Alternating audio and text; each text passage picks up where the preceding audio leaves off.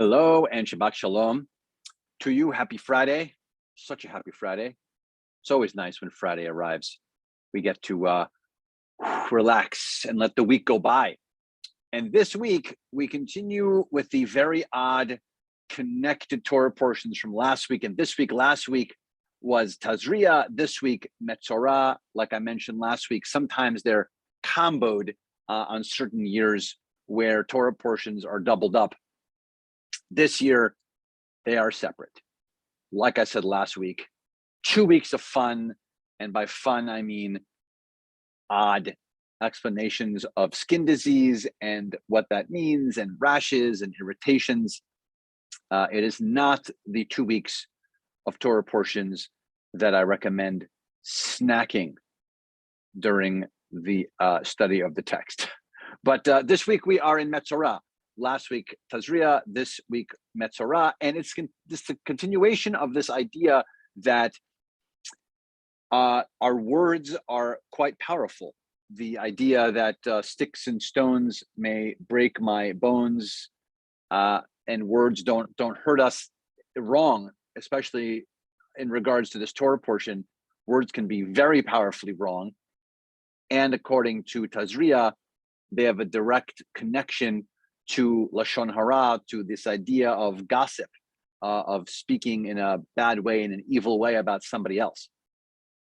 So here we are at the Torah portion of Metzorah, and we are reminded of this punishment, this physical punishment we get when we speak badly of someone.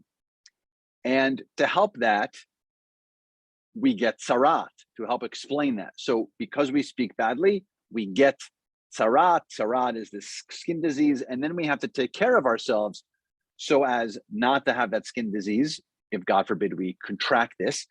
And we have to also be cautious to not spread it to somewhere else. So that's why people are separated.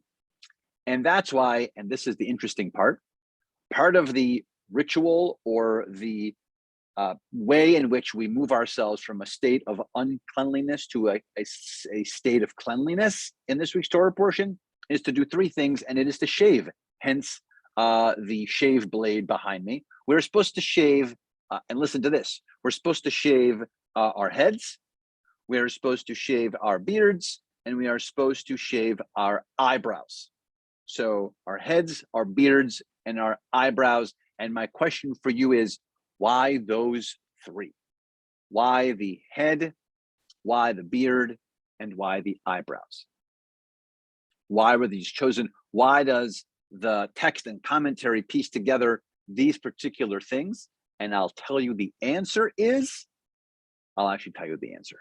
The answer is, and you might have guessed it, their correspondence of where they are in our bodies, right? So we shave our head because it's the head of everything. It's what people see.